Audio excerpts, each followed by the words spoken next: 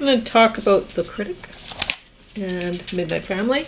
James is going to talk about the Cantos of Ezra Pound again in a minute. And he's sharing some food with the dogs. He's having some soup that was 75% off. So it was 90 cents for that container. So that's why. And he's agreed to eat it. So we'll see how that is. But anyway, the Critic. I honestly expected more from it, but it's boring. I don't care for it. Is that Gandalf there? Or? It sure is. There we go. That's why I expected more from it. Okay. But honestly, it's just, I have a hard time with, I guess, period pieces or whatever. Oh, the Brits are really love that stuff. I know they do, and I don't. So there's that. So it's about, there's some things that happen in it, whatever. But it's just not that. Inspiring? No, not for me. It beat this one. But what's that one? The Midnight Family, I expected more from this one too. Sounds like the Manson family almost, is it? Not at all. Okay. So this is basically it seems like a true story, but I don't know if it is. It seems like it's a real situation that they're following around and whatever. Like reality TV or whatever, right? Which I've never been into reality TV anyway.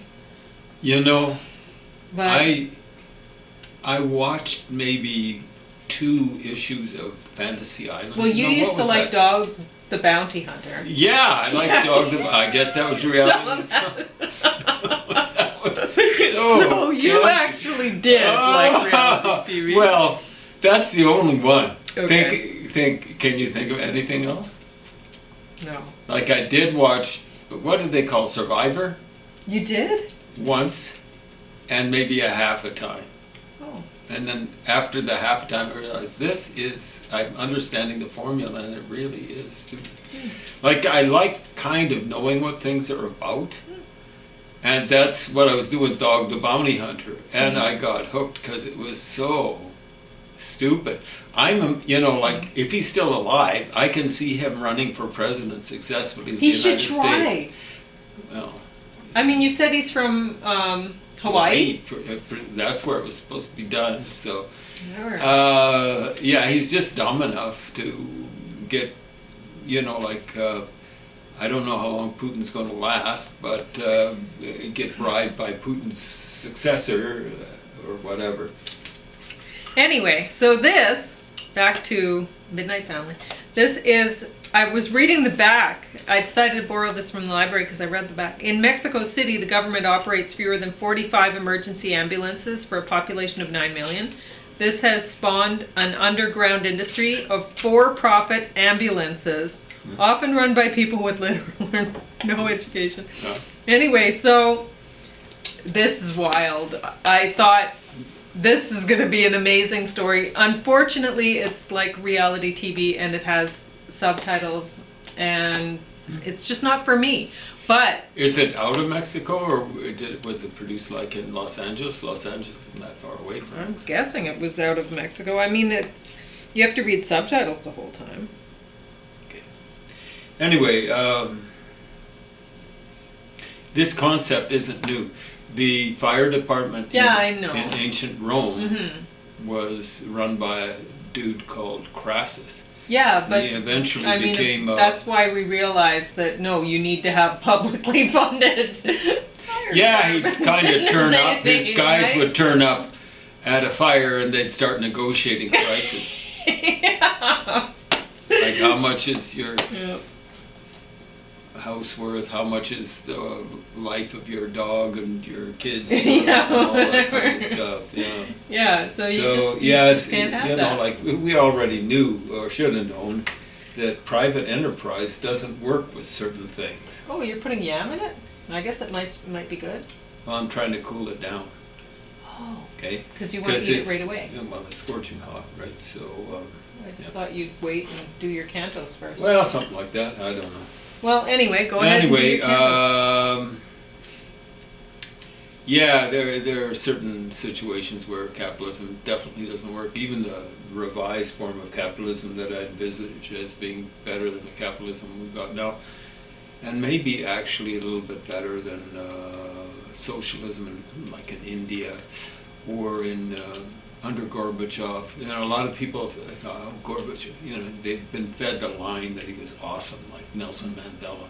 And it wasn't as bad as Nelson Mandela, but he was involved in crushing various nationalities in, you know, in the Soviet Union, and he could, you know, continue the war in Afghanistan 3 years into his reign, and that was a brutal war, and on both sides. But the Russians were the soup smells good. Bad people in that one, or the worst people.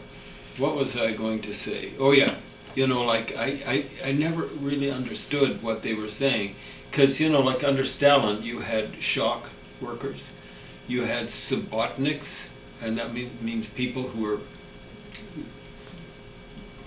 presumably volunteers, workers on Saturdays, you know, but Sabbat is probably a perversion of Sabbath. You did let it stand for 5 minutes before you started peeling back that lid and stuff, right? I don't know if I did. Yeah, probably, but something like that. Yeah. Probably. Okay. That's how long it's supposed to sit for, apparently. Yeah. Anyway, it's not like a medication. It's not going to kill you. No. Anyway, there's some medications where I have to do that kind of stuff. Diarrhea medication, stuff like that. Or the one I used to eat. Anyway, I used to wonder, when were they saying, these were people in the Soviet Union, we pretend to work and they pretend to pay us. But what they were saying under Gorbachev is, oh, for the days of stagnation, because it wasn't stagnation under Gorbachev. So he was trying to set up a social democracy, and it wasn't working. Social democracy without some sort of capitalist to parasite on doesn't work. So that's kind of a reversal, because capitalists are supposed to be parasites. And to a certain extent they are. What they do is they parasite on actual entrepreneurs, like people who actually make things. It's like Steve Jobs, the capitalist, parasited, preyed on the person who developed they're not the ones who developed Windows, but you know, like that's the start of Apple and stuff like that. So Wozniak or Wozniacki or something like that was his name. Steve Wozniak, maybe not Steve, but you know, like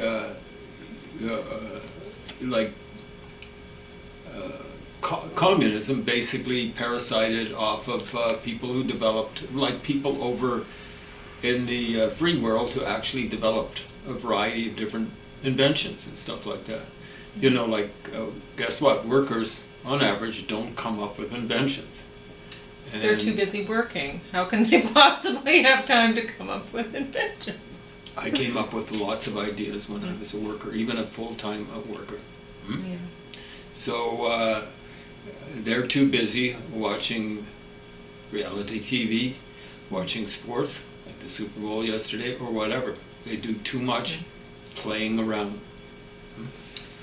Anyway, so you might be wondering, is Pauline still reading the Cantos? And she read a lot of them last night out loud to me, and I managed to stay awake. I wanted to look at how many pages I have left to go. What because is it? Really, this is some tough slogging. 800 pages? 824, so I have to go. I have to get that far. And I have... the end of the month, basically. Yeah. And I have only gotten to page 130 now. And James must be very amused with my reading of it, because I've been reading it aloud with James, because luckily I have James, he can help me sometimes. Because she'll run across a foreign language. Yeah. And oftentimes with Ezra Pound, it's an old-fashioned version of a foreign language. James must have a lot of fun listening to that, because I don't understand the languages. And sometimes I'll try to read them.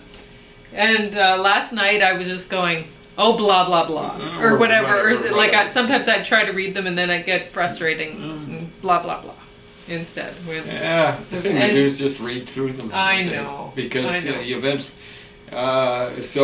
CI or CE in Italian is ch. So, So when I'm reading CI, I'm not supposed to do that. well, you know, like... Well, even I'm sure I'm Italians reading so do many it. things wrong, and I Like don't there know. was an Italian but- guy who used to play organ for Bruce Springsteen, and I always called him Danny Federici, And but well, he called himself Danny Federici. if I thought this was worth it, No. then I could look up renew the it? things online. Oh, I'm sure Because every line. Google Translator is awesome, Yeah. and you can type in what you want. I mean, for this, I'd have to know what that would be easy for me too, because I have James. Well, I'd have to know what language I'm going from. Actually, I'm And- pretty sure the internet you'd be able to access the cantos. Like, here's you're right, I could do that. such and such canto. Here's such and such a line. What does it mean? What does it mean? Yeah, you're You know, right. like That's what I was the one who alerted Latin, my Latin teacher. This is quite a while back, maybe almost 10 years ago, to the fact that you could get all the assignments he was giving. Like, these weren't in class; they were to be done as homework. You could get everything, all the vocabulary, all the translation, on the internet. I hadn't realized that, and then some kids in the class were talking about it, and I accessed it. I'm going, oh, it's all there. And that's why, you know, eventually, once I told him, he said, and you can't use the internet. And the marks kind of changed.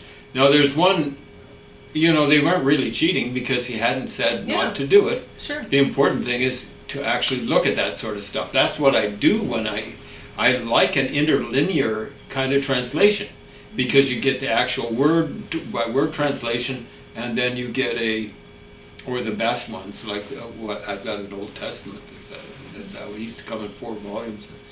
Eventually it was put out in one huge clunky volume. But you know, like when people are doing it for marks, it gets kind of dicey. But there's one woman who was very, very good at languages. Well, she told me that she'd never got an A, I think maybe even A- on any of the tests. But she was getting basically the same marks as me, whereas I always got at least an A- on all of the tests, usually an A+. And the thing is, I wasn't using the internet. You see what I'm saying? So I had to work on those things. It was partly just a matter of time using because I'd be taking other courses and stuff like that. So I'm not saying she was cheating and anything like that. She was being very honest with me. She said she'd never got an A, as I recall. I think that would include A- on any of the tests. That's not the quizzes, but the midterms and the finals and stuff like that. So this goes back to 10 years ago. This stuff was probably available, stuff like that. But maybe even 10 honestly, years like, before. last night when I was reading through this to James, and when I started just going, oh, blah, blah, blah, whatever, through the different language parts, I realized that it seemed to me that he had just punched in some different language into, like he'd written it out and just punched it in. Because it didn't seem like I was missing anything. It seemed like it was actually flowing along more easily without the other language stuff in there to distract. Sometimes he'll actually give the translation. Oh. After. Or whatever. Okay. Well, anyway. So I didn't realize it when I was first going through very often. You know what I'm saying? I mean, some of the this stuff cantos is are just better added than others. Needlessly. What were you saying? Some of the cantos are better than others. Much better. However, they aren't English. They aren't good. They aren't. So they aren't poetry. They aren't. There are somewhat poetic passages. They're not good prose. Sometimes they're not there's good English good prose. Imagery. Sometimes. Yeah, but the imagery isn't put in the form of English. It's just like a laundry list of images. Yeah, sometimes. You're right. Most of the time. Most Yeah. of the time there aren't enough verbs. That's what I mean by laundry list. It's just a bunch of nouns without too many adjectives. Well, and I can't understand, I mean, I haven't read that much yet, 130 pages, like I said, but I should get a sense of where it's going, and I don't yet. Just meandering around. So, Yep. honestly, it's, Even within the sonnets, there's meandering around. He's jumping around in terms of time and in terms of place. He'll jump around from one continent to another. and I don't know why. One century to another. I It can't seems to make understand no that at sense. all. And I'm glad you can't understand it because you've already went through it, and I mean, you know, Well, I you know the understand languages it and stuff. only so- too well as him showing off. And I'm afraid he was maybe bipolar. And the whole thing is with people being bipolar, it's okay to have problems. But keep your problems to yourself. Well, In I other mean, words, other don't people visit seem them to on other people. like reading this. It's just I'm not one of them. I'm getting They- it. I I'm don't going to think- get through it because I have decided I will get through it. Do but- they really like reading it, or do Well, they I like don't know. doing the coffee table thing? Oh, that's awesome. So they start reading it. It's like my friend said, he's very perceptive, very sharp, especially when it came to this. He was saying, he had a bit of a sense of humor. He was saying, I'm starting the cantos at the back. I'm reading it from back to front. And it was me and I think at least one other friend. We both kind of said in unison, why would you do that? And he said, I want to be the first person, the only person maybe ever to have read the end of the cantos. Yeah, because he knew he wasn't going to slog all the way through to the front. Who Well, would? it's dreadful. James would. I did it Yeah. from back to front. I'll After get- I did it from front to back. All right. Well, you have 12 minutes to talk about the cantos. So. Okay, here we go, have folks. fun. Hey guys, you ready?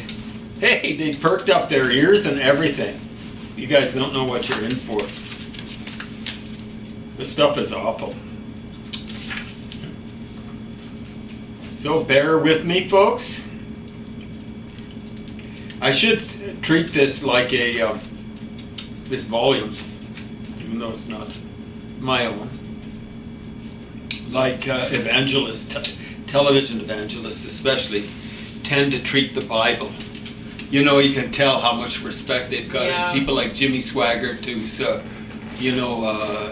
was using hookers and stuff like that.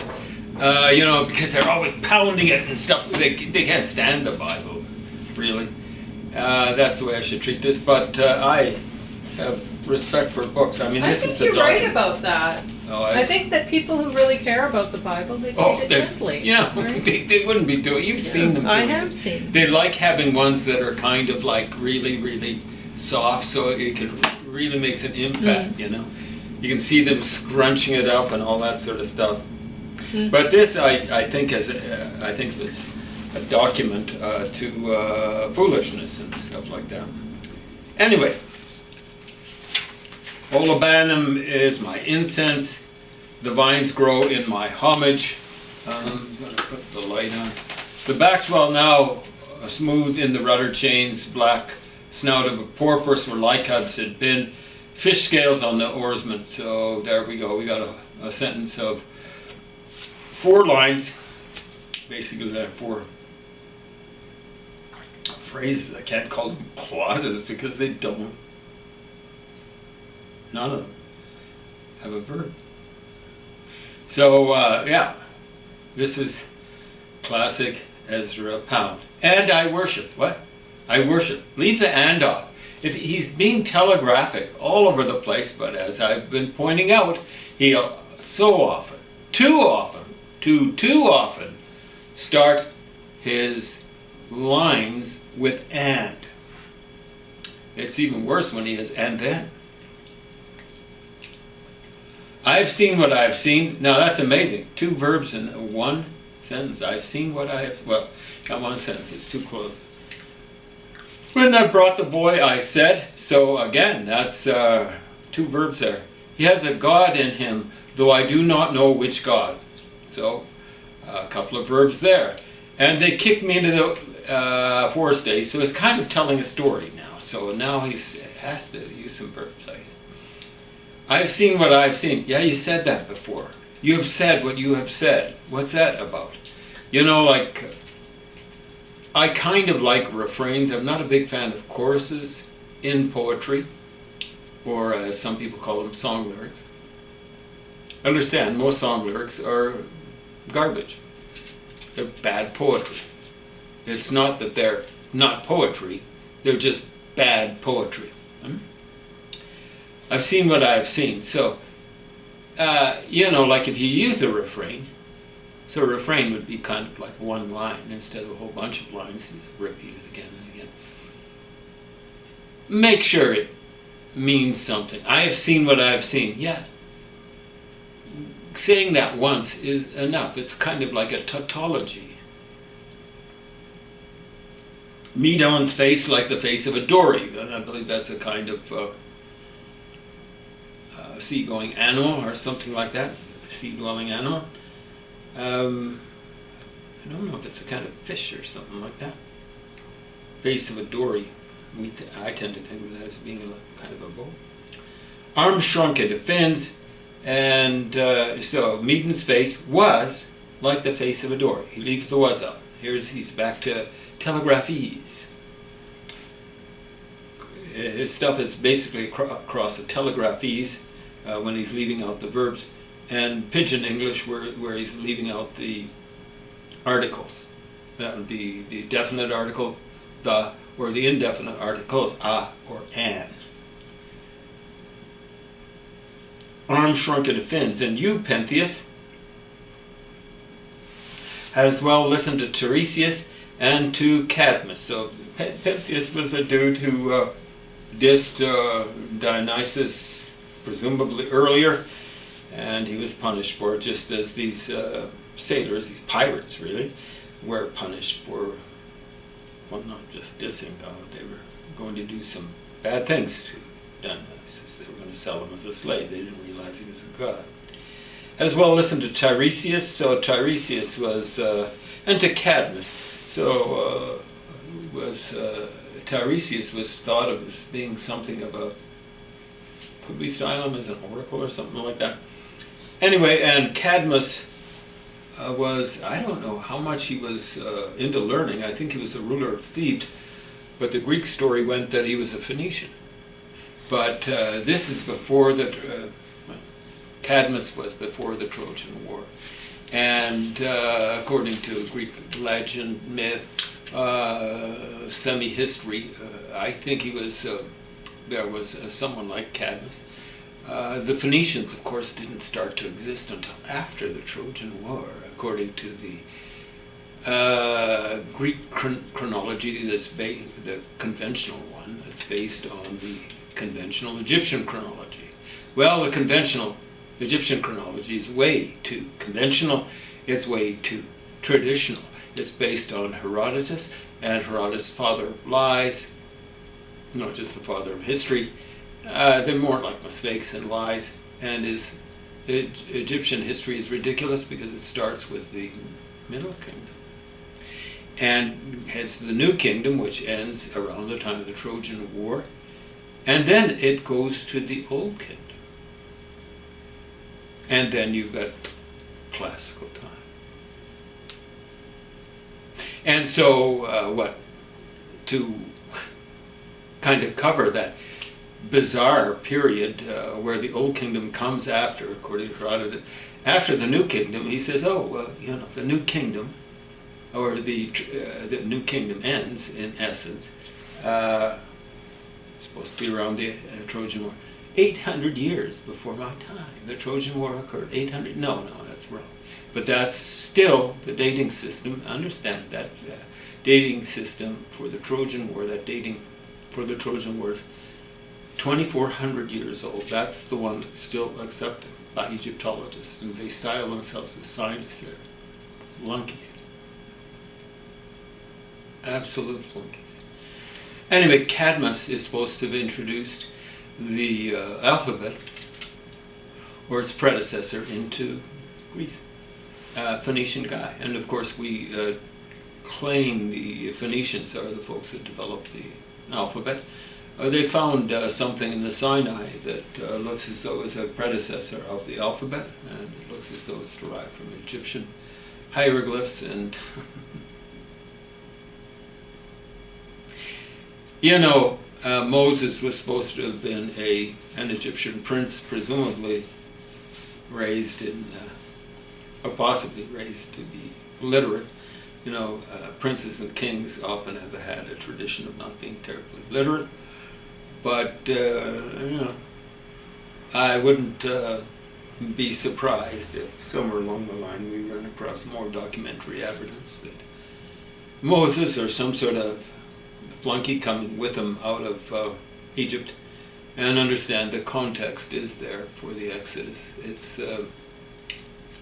It's I won't say around the world, but the tradition is found of the stuff that happened, like the 10 plagues, is found in 3 continents: Europe, barely into Europe, Greece, and Africa, barely into Africa, Egypt, and from one end of Asia to the other, from the biblical tradition all the way to China, but including India in between, and most importantly, not a legend, much less a myth, out of Mesopotamia.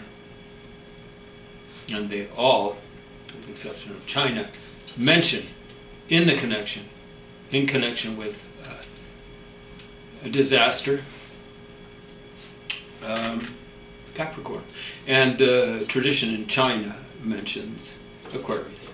And the Capricorn, and that just threw me for a loop, because I was looking at the Chinese tradition and saying, well, I know what the celestial imagery, it will be Capricorn. That's seen all these other traditions. And but you see Capricorn and Aquarius right next to each other. From your point of view, you've got Aquarius straggling along the ecliptic, which is the path of planets, and the sun takes the apparent path across the sky. So here's Aquarius, here's Capricorn. And, you know, like, I can't indicate really how small Capricorn is by comparison with Aquarius, the way we've set it up. When were the boundaries between Aquarius and Capricorn set up in the Western tradition? 1930 BC, no, not BC, AD. My dad, who only died 2.5 years ago, was alive then. And even in the 19th century, I can recall running across, it's on the internet, I think. It's a kind of like a facsimile copy of something that was published maybe in the 1890s. And the person who's writing about astronomy said, hey, you know, like, it's just obvious that Aquarius is too long and Capricorn is too short. And, well, you know, you could solve one problem by itself and the other problem by itself by giving some of Aquarius to neighboring Pisces over here, or some of Capricorn to neighboring Sagittarius, or taking some of Sagittarius, neighboring Sagittarius, and giving it to Capricorn. Why would you do that? Because they're right next to each other. So the Chinese actually mention Eta Aquarius, which is kind of like in the middle of Aquarius. Eta Aquarius mentions it's the legend of the 10 sons. There are all sorts of disasters associated with it, not just one. And notice the conjunction with the 10 plagues. And